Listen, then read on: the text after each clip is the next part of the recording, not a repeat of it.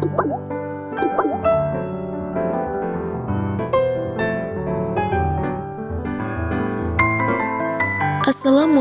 warahmatullahi wabarakatuh. Sebelumnya izin memperkenalkan diri. Nama saya Arum Islahatun Alima, NPM 20110100024 dari Prodi Pendidikan Agama Islam, Fakultas Tarbiyah dan Keguruan. Baik, di sini saya akan mempresentasikan hasil dari observasi di MTS Al-Hikmah Bandar Lampung. Yang pertama ada observasi pengamatan kultur sekolah yang terdiri dari 17 poin. Poin yang pertama yakni program 5S, senyum, sapa, salam, sopan, dan santun. Di MTS Al-Hikmah, program 5S itu sudah diterapkan dengan baik di lingkungan sekolahnya. Seperti para siswa di sana apabila berpapasan dengan guru atau orang yang lebih tua, mereka menyapa dengan senyuman dan bersalaman. Kemudian para siswa juga mempunyai sopan santun yang sangat baik. Nah, papan program 5S ini terletak di sebelah mading sekolah. Kemudian untuk program Jumat Bersih, di MTS Al-Hikmah, program Jumat Bersih itu sudah terlaksana dengan baik, yakni dilakukan bersama dengan para siswa dan didampingi oleh guru. Mereka bergotong royong untuk membersihkan lingkungan sekolah. Nah, di MTS Al-Hikmah, program Jumat Bersih itu dilakukan pada setiap minggu ketiga di setiap bulannya. Kemudian untuk upacara bendera, di MTS Al-Hikmah terdapat upacara benderanya, namun bukan penaikan bendera, tetapi penurunan bendera yang dilakukan setiap pekan pertama di setiap bulannya pada hari Sabtu setelah pembelajaran berakhir. Sedangkan upacara penaikan bendera itu dilaksanakan oleh siswa MA Al-Hikmah. Kemudian upacara hari besar lainnya. Upacara hari besar di MTS Al-Hikmah itu rutin dilaksanakan seperti upacara Hari Santri, upacara 17 Agustus, upacara Hari Sumpah Pemuda, upacara Hari Guru, dan lain sebagainya. Kemudian untuk program tahfidz di MTS Al-Hikmah itu sudah terlaksana dan merupakan suatu program wajib bagi setiap siswa, yakni mereka itu wajib untuk menghafalkan juz 30. Kemudian untuk program kegiatan pembiasaan, yang pertama itu kegiatan pelaksanaan ibadah bersama. Nah, jadi dikarenakan jam masuk sekolah MTS Al-Hikmah itu pada waktu siang hari, yakni pada pukul 13.00, maka ibadah bersama yang dilakukan oleh para siswa di MTS Al-Hikmah adalah pada saat sholat asar berjamaah di Masjid Al-Hikmah. Kemudian untuk kegiatan tadarus itu dilakukan sebelum memulai pembelajaran yang didampingi oleh guru di dalam kelas. Kemudian untuk penggunaan seragam sekolah itu sudah sangat baik ya dan rapi. Nah, di MTS Al-Hikmah ini terdapat 4 seragam sekolah, yakni pada hari Senin sampai Selasa siswa itu menggunakan baju putih biru. Kemudian untuk hari Rabu sampai hari Kamis siswa memakai baju dari yayasan. Dan hari Jumat sampai Sabtunya siswa memakai baju pramuka. Sedangkan untuk baju olahraga itu dikenakan pada saat mereka ada mata pelajaran penjaskes atau bisa dipakai pada saat senam bersama. Kemudian anjuran memanfaatkan waktu itu sudah sangat baik dan efektif dikarenakan guru dan juga siswa itu mampu untuk menyesuaikan jadwal pelajaran dan juga kegiatan yang berlaku. Kemudian untuk kegiatan berbaris sebelum memasuki kelas itu belum terlaksana. Jadi mereka pada saat bel berbunyi mereka itu langsung memasuki kelas masing-masing lalu bertadarus bersama sebelum memulai pembelajaran. Kemudian untuk program gerakan cuci tangan itu sudah terlaksana dengan baik karena di sekitar sekolah itu sudah tersedianya wastafel atau tempat cuci tangan. Kemudian untuk program pesantren kilat itu belum terlaksana dikarenakan MTS Al-Hikmah itu merupakan sebuah yayasan yang berbasis pondok pesantren. Selanjutnya untuk program kelas meeting itu sudah dilaksanakan ya di MTS Al-Hikmah, dilaksanakan pada setiap akhir semester. Untuk program kurban di MTS Al-Hikmah, program kurbannya sudah dilaksanakan yang dilakukan oleh pihak yayasan untuk semua jenjang pendidikan di sana. Selanjutnya di sini ada program 5K. Yang pertama itu kebersihan. Nah, program kebersihan itu sudah terlaksana dengan baik. Terdapatnya jadwal piket seperti di setiap kelas itu ada jadwal piketnya. Kemudian ada program bersih-bersih juga di sekitar lingkungan sekolah yang dilakukan setiap pekan ketiga di setiap bulannya. Untuk keamanan, sistem keamanan di MTS Al-Hikmah itu sudah tersedia dan dilaksanakan dengan baik. Terdapat satpam yang siap siaga menjaga di pos satpam. Kemudian untuk ketertiban siswa di MTS Al-Hikmah itu sebagian besar sudah diterapkan dan sudah berjalan dengan baik. Terdapat papan pemberitahuan tata tertib yang berisikan peraturan dan sanksi yang harus dipatuhi oleh semua siswa. Kemudian selanjutnya keindahan. Nah, keindahan itu sudah baik ya. Di lingkungan MTS Al-Hikmah banyak sekali tanaman seperti bunga-bunga di dalam pot yang semakin memperindah lingkungan sekolah dan membuatnya semakin asri. Dan yang terakhir itu ada kekeluargaan. Nah, kekeluargaan di MTS Al-Hikmah itu sudah terrealisasikan dengan baik. Hal ini dibuktikan dengan cara mereka seperti menerapkan 5S, kemudian juga saling menyayangi, menghargai, saling menghormati, dan komunikasi antar guru dan siswa pun juga sangat baik. Kemudian poin yang selanjutnya itu ada program piket membersihkan kelas setiap hari. Ya, itu sudah berjalan dengan baik ya, karena di setiap kelas itu sudah terdapat jadwal piket yang wajib untuk dilaksanakan oleh setiap siswa. Selanjutnya itu ada program zakat. Jadi untuk program zakat dikarenakan MTS Al-Hikmah itu berbasis pondok pesantren, jadi program ini itu digabungkan dalam kegiatan di dalam pondok. Kemudian untuk program amal Jumat. Nah, program amal Jumat ini dilaksanakan setiap hari Jumat yang biasanya dilakukan oleh para anggota Rohis dengan dibantu oleh anggota OSIS. Selanjutnya itu kegiatan pramuka. Di MTS Al-Hikmah, kegiatan pramuka itu merupakan salah satu kegiatan ekstrakurikuler yang wajib untuk diikuti oleh para siswa. Kegiatan ini itu dilakukan setiap hari Minggu. Nah, poin yang terakhir yakni kegiatan senam bersama. Kegiatan senam di MTS Al-Hikmah itu dilaksanakan setiap minggu kedua di setiap bulannya. Selanjutnya ada pengamatan pembiasaan sikap positif pada kegiatan pembelajaran. Di sini terdiri dari 12 poin. Poin pertama, siswa mencium tangan guru atau orang dewasa lainnya. Itu sudah dilaksanakan. Poin yang kedua, siswa memperhatikan guru ketika kegiatan belajar dan mengajar. Nah, jadi di dalam kelas, kegiatan belajar dan mengajar itu sudah berjalan secara efektif dan efisien. Siswa dengan seksama memperhatikan guru yang sedang menjelaskan terkait materi pembelajaran. Poin yang ketiga, siswa meminta izin untuk keluar kelas. Ini sudah dilaksanakan dengan baik. Jadi, ketika siswa hendak keluar kelas, mereka itu meminta izin terlebih dahulu kepada guru. Contohnya, mereka itu izin ke toilet. Mereka itu meminta izin terlebih dahulu kepada guru yang ada di dalam kelas. Poin yang keempat, siswa menggunakan bahasa yang baik dalam berkomunikasi. Itu sudah dilaksanakan. Jadi para siswa itu sudah baik dalam hal berkomunikasi baik dengan guru, staf sekolah maupun antar siswa lainnya. Poin yang kelima, siswa mentaati peraturan sekolah.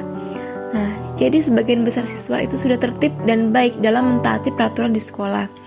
Jadi jika ada siswa yang melanggar, maka akan dikenakan sanksi dan diberikan poin. Selanjutnya poin yang keenam, siswa jujur dalam mengerjakan tugas.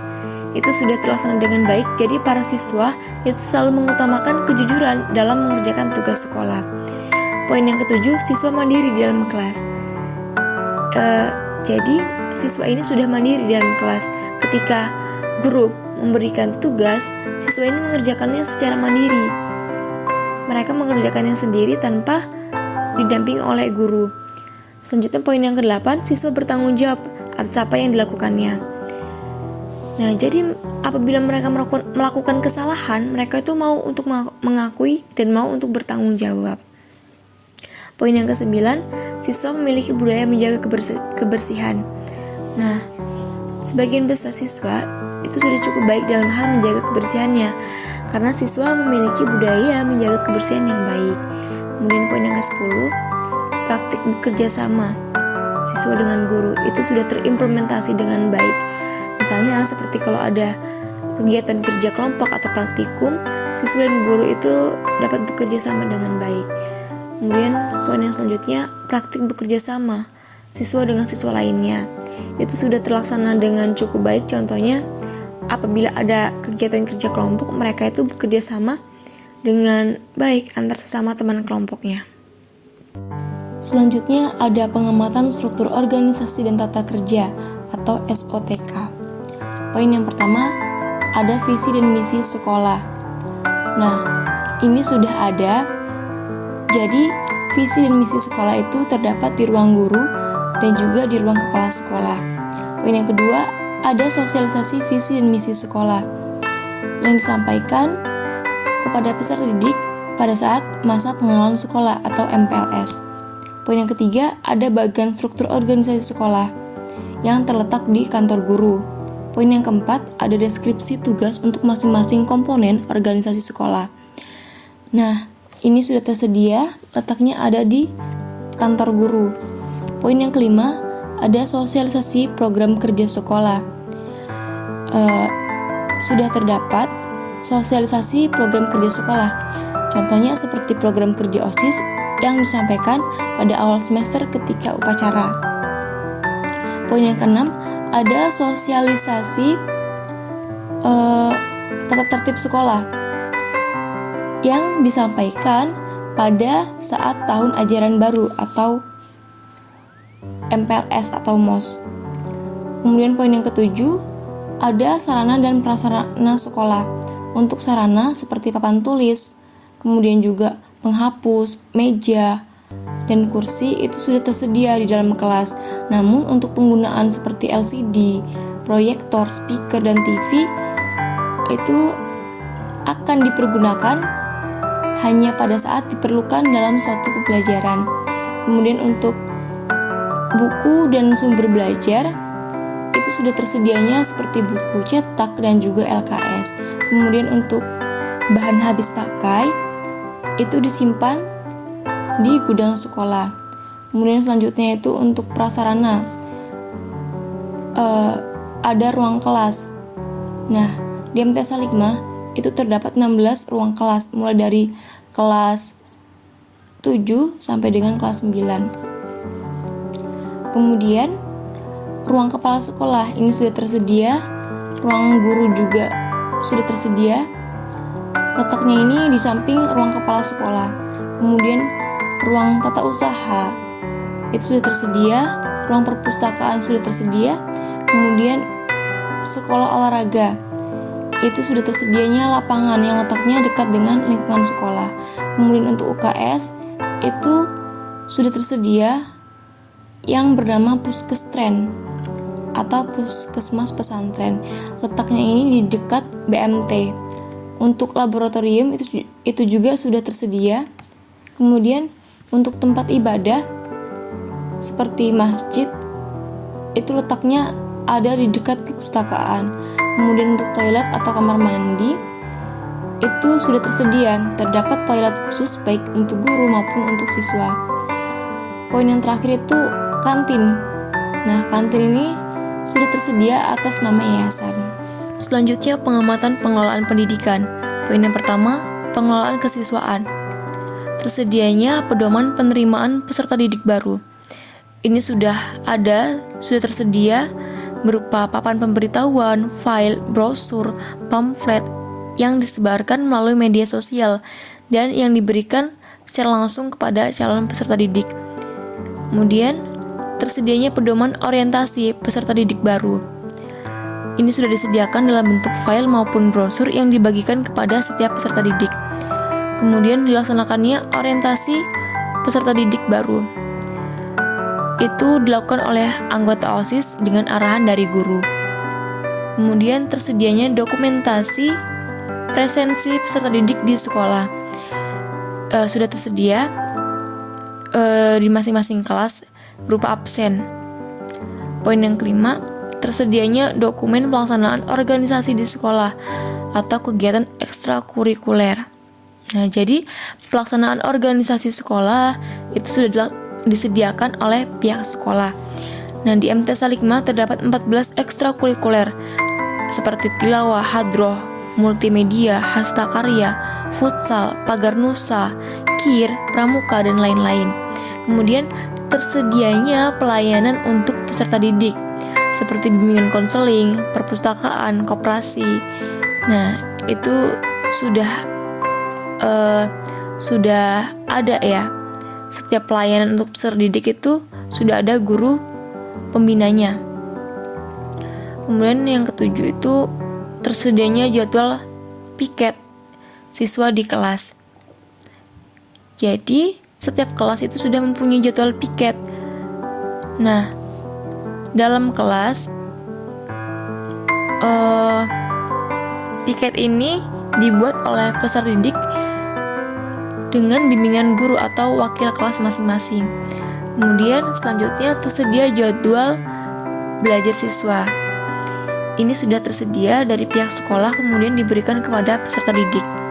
Kemudian tersedianya kegiatan kokurikuler di sekolah atau penguatan. Nah, ini sudah ada yang pelaksanaannya setiap hari Sabtu pada jam terakhir. Contohnya seperti kelas bahasa Inggris. Kemudian poin yang kedua ada pengelolaan kurikulum. Yang pertama itu tersedianya dokumen penunjang kurikulum seperti silabus, RPP, jadwal mengajar guru, jadwal kegiatan ekstrakurikuler. Nah, jadi setiap guru, kelas, dan pembina kegiatan ekstrakurikuler itu mempunyai dokumentasi penunjang kurikulum. Kemudian poin yang ketiga, pengelolaan personalia. Yang pertama, tersedianya daftar urutan kepangkatan tenaga pendidik. Nah, ini sudah ada, letaknya ada di ruang guru, dan ruang kepala sekolah. Kemudian yang kedua ada tersedianya daftar urutan kepangkatan tenaga kependidikan. Ini sudah tersedia, letaknya juga ada di ruang guru dan juga ruang kepala sekolah. Kemudian yang keempat ada pengelolaan keuangan. Tersedianya papan informasi keuangan sekolah. Ini sudah ada berupa file data yang disimpan oleh pihak TU. Kemudian yang kedua tersedianya sumber pendanaan sekolah. Ini sudah tersedia seperti SPP, dana BOS, dan lain-lain. Kemudian poin yang kelima, pengelolaan hubungan masyarakat dengan sekolah. Tersedianya sistem penyampaian informasi dari sekolah ke masyarakat atau papan pengumuman atau mading, brosur, kemudian informasi atau digital seperti website dan sosmed. Ini sudah tersedia ya. Jadi informasi dari sekolah ke masyarakat itu sudah ada penyampaiannya seperti pengumuman, mading, brosur. Kemudian juga ada juga lewat website, sosmed, dan lain-lain. Kemudian tersedianya sosialisasi peran serta komite sekolah. Nah, yang pertama itu tersedianya struktur organisasi komite. Itu sudah ada, terdapat di ruang TU. Kemudian untuk poin yang kedua, tersedianya job description atau tugas pokok dan fungsi setiap struktur organisasi komite sekolah. Ini sudah tersedia, letaknya juga berada di ruang TU. Kemudian poin yang keenam, pengelolaan sarana dan prasarana. Yang pertama itu tersedianya daftar inventaris sekolah. Itu sudah ada seperti di bendahara dan juga dana bos. Letaknya ini ada di pihak TU. Kemudian yang kedua tersedianya SOP, penggunaan sarana dan prasarana sekolah. Nah, untuk SOP itu letaknya ada di ruang TU. Selanjutnya pengamatan peraturan dan tata tertib sekolah. Poin yang pertama, tersedianya tata tertib sekolah. Itu sudah ada, sudah tersedia, dan sudah terimplementasi dengan cukup baik. Tata tertib sekolah letaknya ada di lorong sekolah. Poin yang kedua, tersedianya tata tertib kelas. Itu sudah ada, jadi setiap kelas ada tata tertib kelasnya. Poin yang ketiga, tersedianya tata tertib untuk tenaga pendidik dan kependidikan. Itu sudah ada, letaknya ada di ruang guru. Poin yang keempat, tersedianya bimbingan dan konseling di sekolah. Itu sudah ada, yang dibimbing oleh Bapak M. Husein Ashari SPDI. Kemudian poin yang kelima, tersedianya wakil bidang kesiswaan di sekolah. Itu sudah ada, yakni bernama Bapak Abdul Malik SPD. Poin yang keenam, tersedianya sanksi pada pelanggar tata tertib. Jadi di MTS Al-Hikmah itu sudah ada, sudah tersedia sanksi bagi siswa yang melanggar tata tertib sekolah. Salah satu contohnya, apabila ada siswa yang terlambat datang ke sekolah, mereka akan diberikan sanksi seperti hormat di tiang bendera dan juga tercatat di dalam buku pelanggaran atau poin. Selanjutnya pengamatan kegiatan ekstrakurikuler di sekolah. Poin yang pertama, tersedianya kegiatan ekstrakurikuler. Jadi di MTS Al-Hikmah itu terdapat 14 ekstrakurikuler seperti tilawah, hadroh, kemudian multimedia, hastra karya, futsal, pagar nusa, kir, pramuka, dan lain-lain. Kemudian yang kedua, tersedianya jadwal pelaksanaan ekstrakurikuler. Ini sudah ada, jadi kegiatan ekstrakurikuler ini dilaksanakan yakni pada hari Sabtu dan juga hari Minggu. Kemudian poin yang ketiga, adanya pembinaan ekstrakurikuler. Jadi setiap kegiatan ekstrakurikuler itu ada guru pembinanya yang ahli pada bidangnya. Kemudian poin yang keempat, adanya guru yang menjadi pembina ekstrakurikuler. Jadi di MTS Al-Hikmah terdapat 19 guru pembina di ekstrakurikuler. Kemudian poin yang kelima, setiap siswa mengikuti kegiatan ekstrakurikuler. Jadi setiap siswa itu mengikuti ekstrakurikuler. Mereka diwajibkan untuk mengikuti minimal satu kegiatan ekstrakurikuler. Selanjutnya ada pengamatan kegiatan kokurikuler di sekolah. Poin yang pertama, tersedianya kegiatan kokurikuler. Nah, di MTS Al-Hikmah itu sudah tersedianya kegiatan kokurikuler seperti kelas bahasa Inggris, kemudian kegiatan MOS, dan juga ziarah Wali Songo. Kemudian poin yang kedua, tersedianya jadwal pelaksanaan kokurikuler. Untuk jadwal pelaksanaan kokurikuler yakni pada awal pembelajaran baru, kemudian akhir semester di kelas 9, dan kelas bahasa Inggris itu dilaksanakan setiap hari Sabtu. Kemudian poin yang ketiga, adanya pembinaan kokurikuler. Itu sudah terdapat guru pembina kokurikuler dan juga OSIS. Poin yang keempat, adanya guru yang menjadi pembina kokurikuler. Itu sudah ada, adanya guru yang menjadi pembina di setiap kegiatan kokurikuler. Kemudian poin yang kelima, setiap siswa mengikuti kegiatan kokurikuler. Ya, sudah, jadi setiap siswa itu wajib untuk mengikuti kegiatan kokurikuler. Selanjutnya pengamatan kegiatan belajar dan mengajar di sekolah dan kompetensi profesional. Poin yang pertama, guru memiliki kemampuan manajemen kelas. Ini sudah, jadi guru sudah mempunyai manajemen kelas yang baik. Hal ini dibuktikan dari dimulainya pembelajaran hingga akhir pembelajaran. Pembelajaran itu berjalan secara efektif dan juga efisien. Kemudian poin yang kedua, menggunakan kurikulum standar nasional. Jadi di MTS Al-Hikmah menggunakan kurikulum K13. Poin yang ketiga, guru sudah menyusun RPP sebelum mengajar. Jadi sebelum mengajar, guru terlebih dahulu menyusun perencanaan pembelajaran. Kemudian poin yang keempat, guru sudah menguasai materi dengan baik. Hal ini terbukti pada saat siswa itu bertanya kepada guru terkait materi pembelajaran. Guru tersebut bisa memberikan penjelasan yang baik sehingga peserta didik itu mampu untuk memahami materi tersebut. Kemudian poin yang kelima, guru sudah memiliki keterampilan menyusun metode pembelajaran. Hal ini terbukti dari metode yang sangat baik yang digunakan oleh guru, dan pembelajaran cenderung tidak monoton. Kemudian poin yang keenam, guru menyampaikan materi dengan baik. Ya, guru sudah menyampaikan materi dengan baik, dengan suara yang jelas dan juga dengan kosakata yang baik, sehingga siswa mampu untuk memahami materi yang disampaikan oleh guru tersebut. Poin yang ketujuh, guru mengalokasikan waktu pembelajaran secara efektif. Nah, dalam hal pengalokasian waktu itu sudah tepat waktu dan efektif sesuai dengan jadwal pembelajaran. Kemudian poin yang ke-8, guru sudah menerapkan pembelajaran student center. Jadi, guru sudah menerapkan pembelajaran student center dengan sangat baik. Di sini guru menggunakan metode tanya jawab agar pembelajaran di kelas menjadi aktif. Kemudian poin yang ke-9, guru menggunakan media sebagai penunjang kegiatan pembelajaran.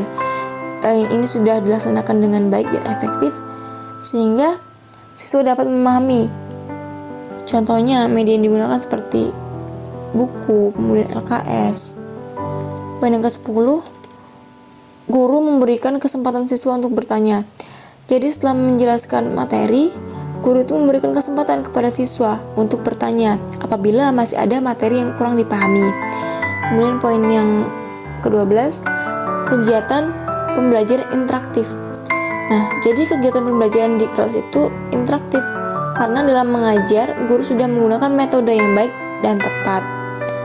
Kemudian poin yang ke-13, guru mengaitkan materi dengan pengetahuan lain yang relevan. Jadi, saat menjelaskan materi, guru itu sudah mengaitkan materi dengan pengetahuan yang relevan, sehingga siswa dapat lebih memahami materi yang disampaikan oleh guru tersebut. Kemudian poin yang ke-14, adanya evaluasi di akhir pembelajaran. Jadi, pada akhir pembelajaran, guru itu selalu mengadakan evaluasi. Hal ini dilakukan untuk mengetahui apakah siswa tersebut itu sudah memahami materi yang disampaikan itu dengan baik atau belum. Jika belum, maka guru tersebut akan mengganti atau menggunakan metode ataupun media pembelajaran pada pertemuan selanjutnya agar siswa dapat menyerap materi dengan baik. Kemudian poin yang ke-15, guru memberikan motivasi kepada siswa.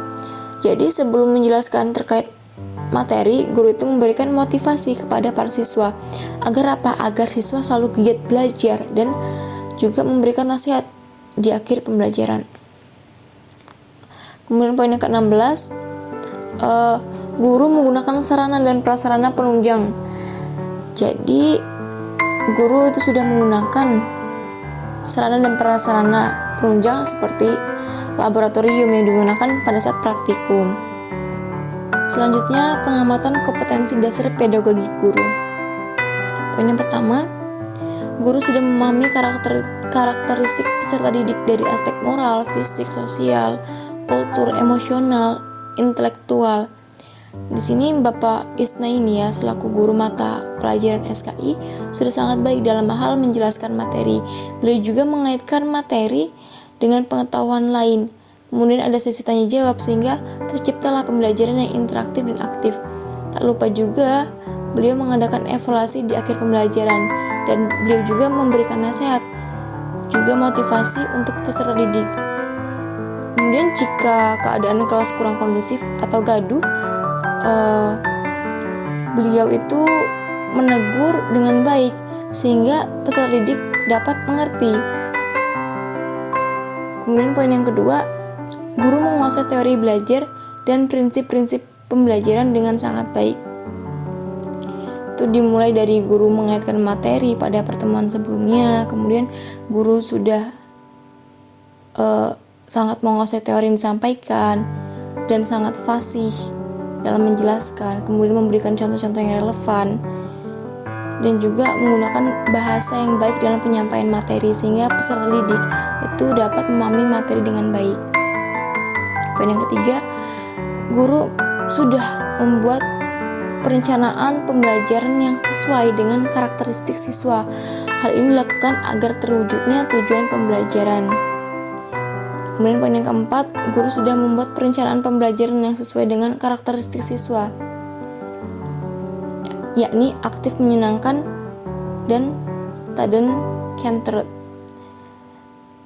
sehingga peserta didik itu lebih mudah dalam memahami materi dan pembelajaran juga tidak monoton.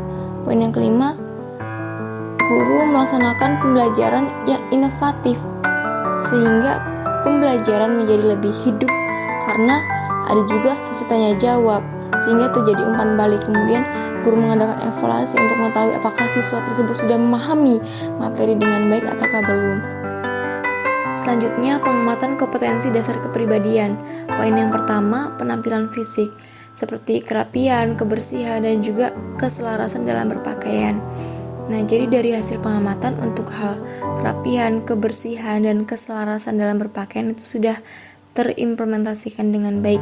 Guru-guru juga sudah menjadi teladan yang baik untuk para muridnya. Kemudian yang kedua, sikap keseharian seperti jujur, sabar, rendah hati, dan juga menjadi teladan yang baik. Jadi dari hasil pengamatan bahwasannya guru ini sudah memiliki sikap jujur, yakni jujur dalam menyampaikan ilmunya. Kemudian juga guru sangat sabar dalam menghadapi sikap dan juga karakteristik peserta didik yang berbeda-beda. Guru juga rendah hati yang bisa menjadi contoh teladan yang baik untuk para peserta didik. Kemudian poin yang ketiga, menunjukkan etos kerja seperti bertanggung jawab, kemudian rasa bangga menjadi guru, kemudian juga percaya diri. Nah, dalam hal bertanggung jawab, guru ini sudah sangat baik, yakni menjalankan kewajiban menjadi seorang guru dengan baik dan juga menjadi teladan yang baik untuk peserta didik. Guru juga menunjukkan rasa bangganya menjadi seorang guru dan percaya diri dalam kegiatan belajar mengajar dalam kelas, serta senantiasa memberikan motivasi kepada peserta didik. Kemudian poin yang keempat, menjunjung tinggi kode etik guru. Nah, jadi sesuai pengamatan, guru ini sangat menjunjung kode etik guru. Hal ini dibuktikan dengan setiap guru menjalankan tanggung jawabnya dengan baik dan sesuai dengan aturan tenaga pendidik. Kemudian menyampaikan materi juga sesuai dengan yang ada di silabus dan RPP. Selanjutnya, pengamatan kompetensi dasar sosial. Poin yang pertama, berkomunikasi secara efektif dengan siswa, rekan sejawat atau guru lain, atasan, dan tenaga kependidikan atau karyawan. Jadi, guru sudah berkomunikasi secara efektif baik dengan siswa, rekan sejawat atau guru lainnya, atasan maupun dengan tenaga kependidikan atau karyawan. Hal ini dibuktikan dengan interaksi yang dilakukan seperti 5S. Kemudian dalam kantor juga komunikasi terjalin dengan baik antar guru dan karyawan. Kemudian poin yang kedua, memiliki hubungan yang baik dengan siswa, rekan sejawat atau guru lainnya, atasan, dan tenaga pendidikan atau karyawan. Itu guru sudah memiliki hubungan yang baik dengan siswa, rekan sejawat atau guru lainnya, atasan maupun tenaga kependidikan atau karyawan. Hal ini dikarenakan rasa kekeluargaan yang sudah terjalin dengan sangat baik. Kemudian poin yang ketiga, menjadi anggota PGRI dan IGI. Nah, dari hasil observasi, Bapak Isna ini itu sudah menjadi anggota PGRI atau Persatuan Guru Republik Indonesia atau IGI, Ikatan Guru Indonesia. Beliau juga ikut serta aktif dalam kegiatan seperti MGMP. Kemudian poin yang keempat, beradaptasi dengan lingkungan tempat mengajar. Jadi karena guru yang kami amati itu sudah cukup lama bekerja sebagai pendidik di MT Salikmah, jadi beliau sudah sangat baik dalam hal beradaptasi dengan lingkungan tempat mengajar. Guru-guru di MT Salikmah ketika mengajar juga sudah sangat baik dalam hal penyampaian materi kepada para peserta didik. Kemudian poin yang kelima, memiliki hubungan yang baik dengan orang tua siswa. Ya, jadi para guru dan orang tua siswa memiliki hubungan yang baik. Terdapat juga grup WhatsApp yang dibuat oleh setiap wali kelas yang digunakan untuk memberikan terkait informasi seperti KBM di kelas, kemudian program sekolah dan lain-lain. Hal ini juga mempermudah bagi guru untuk berkomunikasi dengan para orang tua dari peserta didik.